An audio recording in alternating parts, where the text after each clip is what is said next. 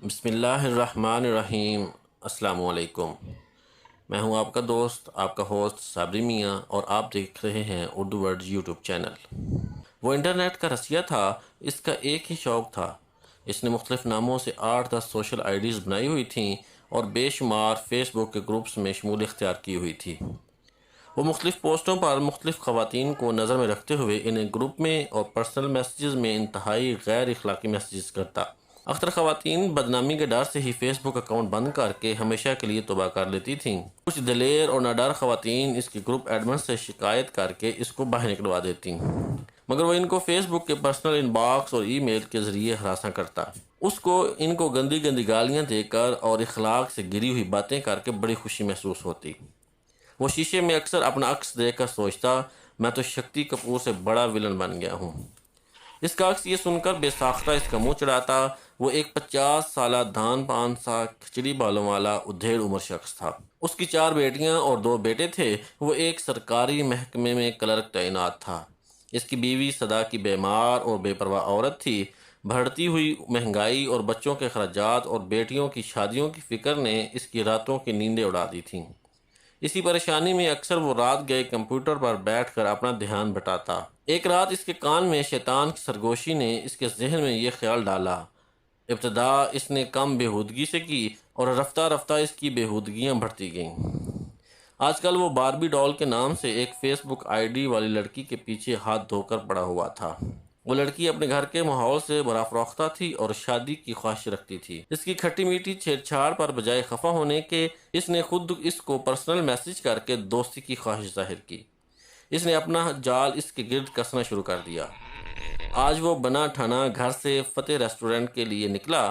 Waiter سے 8 number family both کا پوچھ کر اس کے باہر پہنچا تو اندر سے آنے والی نسوانی آوازیں آشنا سی محسوس ہوئیں۔ بے اختیار اس نے پردے کی جھری سے جھانکا تو اس کے سر پر آسمان ٹوٹ پڑا۔ اندر بیٹھی ہوئی دونوں لڑکیاں کوئی اور نہیں، اس کی اپنی بیٹیاں تھیں۔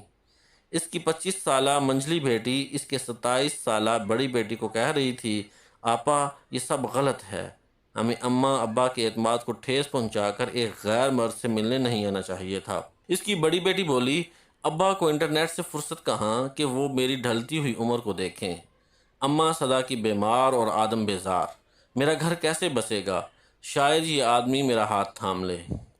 جنید کی آنکھوں میں ایسے لگتا تھا جیسے کسی نے مرچیں جھونک دی ہوں۔ وہ لرزتے پیروں سے واپس چل پڑا۔ اس کو اپنی اخلاق باختگی کا شکار ان عورتوں کے کوسنے یاد آ رہا تھا۔ اس کو یاد آیا کہ کتنے گھروں کا سکون اس کے گندے ان باکس میسیجز سے خراب ہوا تھا۔ اس کو اپنی پڑوسن یاد آئی کہ اس کے میاں نے اس کے ان باکس میں گندے میسیجز پڑھ کر اس کو کتنا مارا تھا اور جنید کی مردانگی اور بیمار ذہنیت کو کتنی تراوٹ حاصل ہوئی تھی۔ اس کے قدم بے اختیار ہی مسجد کی طرف اٹھ گئے۔ آج مولانا صاحب فحاشی پر لیکچر دے رہے تھے۔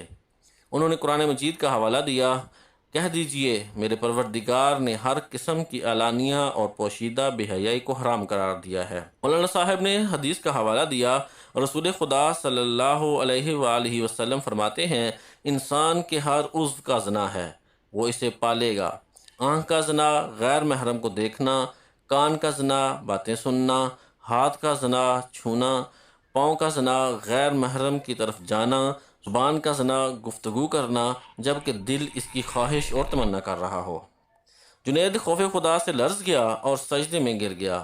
اللہ تعالیٰ نے آج اس کو مکافات عمل سے ملوایا تھا اور اس کے آنسو اور ندامت سے جھکا سر اس امر کی نشاندہی کر رہے تھے کہ اللہ تعالیٰ نے اسے ایک اور موقع دیا ہے۔ میں صرف ایک گزارش آپ سے کروں گا، ہر چیز کے مثبت اور منفی اثرات ہوتے ہیں۔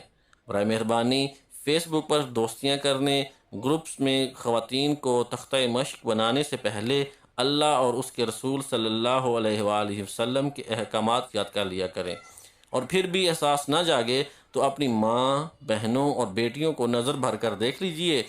دنیا میں آپ جو بانٹیں گے وہی پلٹ کر آپ کے گھر آئے گا، چاہے وہ آسانی ہو یا دھوکہ۔ آپ کا کیا خیال ہے؟ کمنٹ کر کے ضرور بتائیے گا۔